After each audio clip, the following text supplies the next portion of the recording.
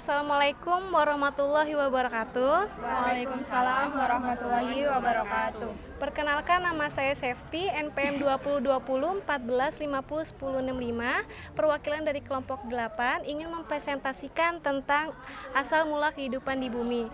Saya bersama teman saya Berliana Salsabila Putri, NPM 2020 14 50, dan di sebelah saya Depuspita Sari, NPM 2020 145 010 80. dan juga dosen pengampu kita Ibu Mimanisma. Saya Mimanisma, dosen pengampu ilmu kealaman dasar. Yang pertama akan dijelaskan oleh Berliana Salsabila Putri. teori asal mula kehidupan di bumi menurut para ahli. Yang pertama ada Geoneratos spontanea. Orang menganggap bahwa makhluk hidup terbentuk secara sok atau terbentuk dengan sendirinya. Contohnya ulat timbul dengan sendiri dari bangkai tikus. Yang kedua ada kosmos. Pendapat ini menyatakan bahwa makhluk hidup yang ada di bumi berasal dari luar bumi. Mungkin dari planet lain. Benda hidup datang dalam bentuk spora yang aktif jatuh ke bumi, kemudian berkembang biak. Yang ketiga, menurut Omne Vivum Ex Ovo, seorang ahli biologi Italia dapat membuktikan bahwa ulat pada bangkai tikus berasal dari telur lalat. Kemudian, ia mengemukakan pendapat bahwa makhluk hidup berasal dari sel telur. Yang keempat, ada Omne Ovo Ex Vivo. Ahli biologi dari Italia dapat membuktikan bahwa mikroorganisme atau jasad renik yang mencemari kaldu dapat membusuk kaldu.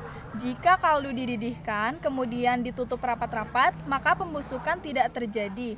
Ia menyimpulkan bahwa telur berasal dari jasad hidup.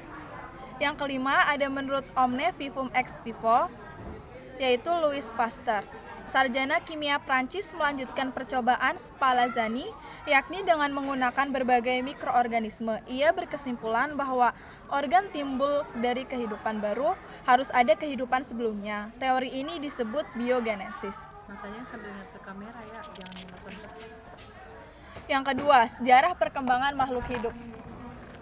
Sejarah perkembangan makhluk hidup pada zaman Archaeorum, yaitu zaman kurang lebih 2.500 juta tahun, bumi masih berbentuk bola pijar, berputar pada porosnya. Suhu udara panas, iklim dan cuaca tidak stabil, dan belum ada tanda-tanda kehidupan. Yang kedua, zaman Paleozoikum, yaitu zaman kehidupan tua. Zaman Paleozoikum kurang lebih 340 juta tahun.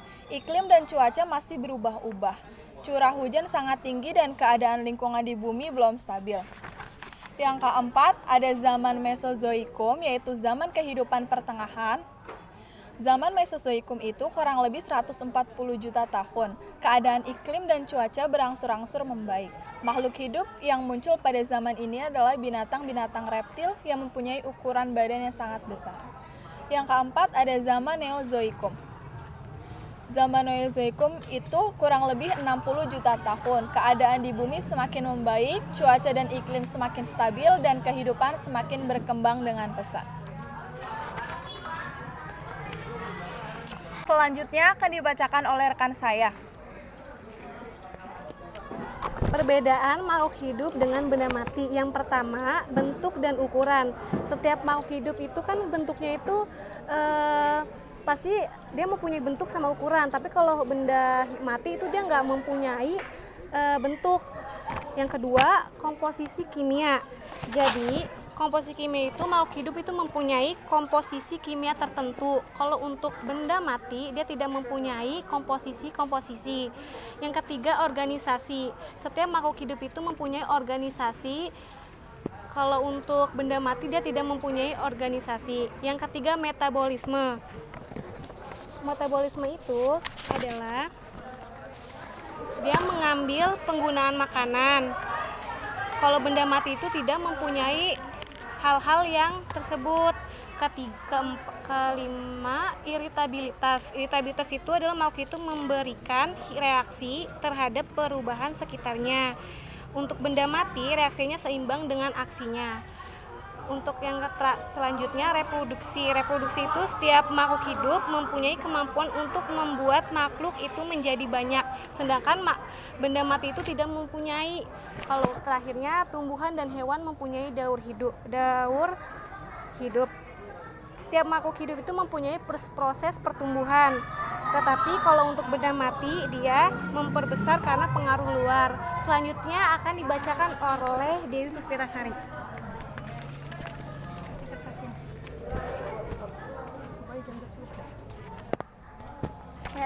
Hierarki kehidupan. Urutan tingkatan organisasi kehidupan disebut hierarki kehidupan. Tingkatan organisasi kehidupan dimulai dari yang pertama ada molekul, yaitu molekul adalah bahan kimia dasar penyusunan kehidupan. Yang kedua ada sel. Sel setiap makhluk hidup tersusun atas sel. Yang ketiga ada jaringan.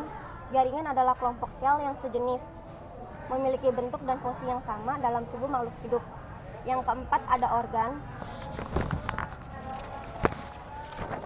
Organ adalah kelompok jaringan yang bersatu bekerja sama menjalankan fungsi tertentu. Yang kelima ada sistem organ. Sistem organ adalah gabungan dari organ-organ yang bekerja sama untuk membentuk suatu sistem dalam kehidupan. Yang keenam ada individu atau organisme. Organisme adalah sistem-sistem organ yang bekerja sama membentuk kehidupan. Yang ketujuh ada populasi. Populasi sekumpulan individu sejenis yang menempati suatu daerah tertentu. Yang kedelapan ada komunitas. Komunitas itu seluruh makhluk hidup yang hidup di suatu daerah tertentu. Yang ke-9 ada ekosistem, merupakan berbagai macam populasi yang berinteraksi dengan lingkungan tempat mereka hidup, baik di komponen biotik maupun komponen abiotik. Yang ke-10 ada bioma. Bioma itu organisasi kehidupan yang cukup beragam, khususnya jenis makhluk hidup di dalamnya. Yang ke-11 ada bioserver, atau lapisan kehidupan seluruh planet bumi beserta makhluk hidup yang ada di dalamnya. Yang berdiskusi sama Ibu Mima. Ya, gimana? Untuk yang pertama, bagaimana kehidupan di bumi? Semula bagaimana? Asal mula kehidupan di bumi. Di sini dilihat dari berbagai pendapat. Ada yang mengatakan bahwa kehidupan di bumi diawali dengan adanya spontan atau terbentuk dengan sendiri. Jadi bumi itu ada dengan sendirinya tanpa pencipta. Jadi dia sudah terbentuk sendiri. Kemudian pendapat yang lain mengatakan bahwa bumi itu berasal dari pecahan atau bongkahan dari planet-planet lain di mana terjadinya larva atau yang berbentuk spora. Kemudian ada juga yang mengatakan bahwa asal mula dan masih banyak lagi. Jadi kalau secara umum kehidupan asal mula di bumi itu berawal dari benda mati. Kenapa begitu? Setelah dilakukan pembuktian, kehidupan di bumi berasal dari benda mati. Apabila kita menaruh daging dalam sebuah toples tanpa ditutup, beberapa jam kemudian akan ada semut. Kemudian tumbuh jamur dan bakteri. Nah, itu kan makhluk hidup semua. Jadi sumber kehidupan makhluk di bumi itu berasal dari benda mati. Sedangkan awal mula kehidupannya itu berasal dari benda mati. Itu teori yang sudah mengatakan seperti itu. Dan pembuktiannya sudah seperti sekarang ini kita taruh gula, terus semut, kecoa, binatang-binatang lainnya juga kayak gitu.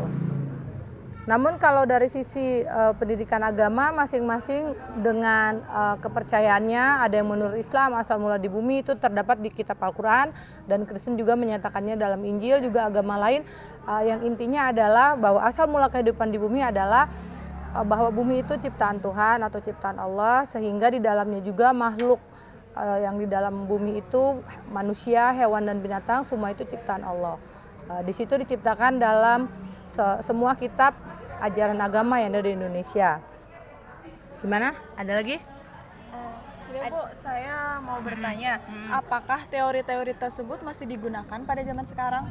Iya, jawabnya. Nah, teori-teori yang tersebut masih digunakan sampai sekarang karena dari perdebatan ilmiah yang sudah terjadi sebelumnya, dari percobaan, kemudian ada pendapat yang mendukung, ada pendapat yang bertolak belakang, bahkan ada pendapat yang menjatuhkan teori sebelumnya. Namun karena ini adalah dari unsur ilmiah atau keilmuan, sehingga pembuktian itu dengan cara mereka lakukan sendiri, dengan melakukan praktek sendiri. Yang kalau kita mau buktiin aja, coba kita taruh gula, udah kita biarin.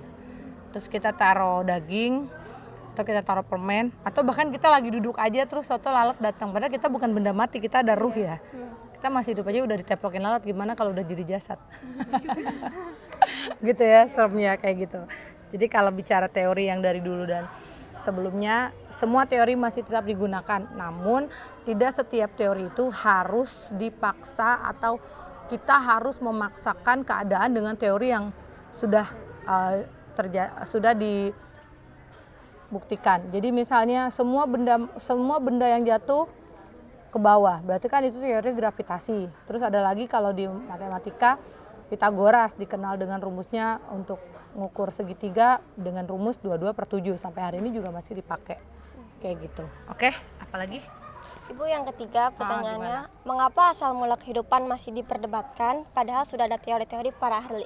Nah, kalau asal mula kehidupan masih diperdebatkan karena banyaknya pendapat yang berbeda, berlawanan, bahkan tidak saling nyambung. Kalau yang pertama bilang makhluk hidup, asal mula kehidupan di bumi berasal dari benda mati. Kemudian pendapat berikutnya, asal mula kehidupan di bumi berasal dari Tuhan. Kemudian dari pendapat berikutnya mengatakan bahwa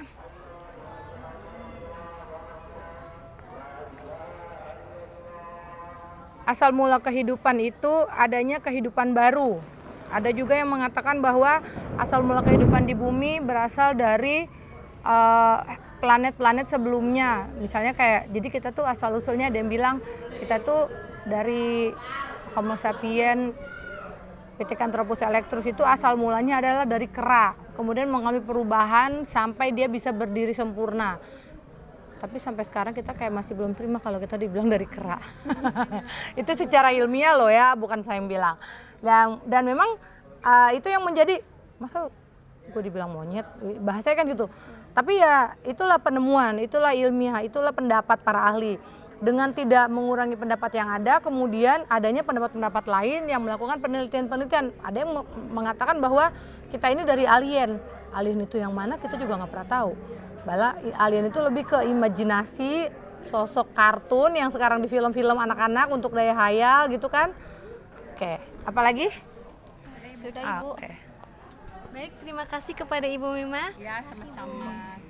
Sekian dari kelompok kami. Apabila ada salah kata atau perbuatan, mohon dimaafkan. Wassalamualaikum warahmatullahi wabarakatuh. Waalaikumsalam warahmatullahi wabarakatuh.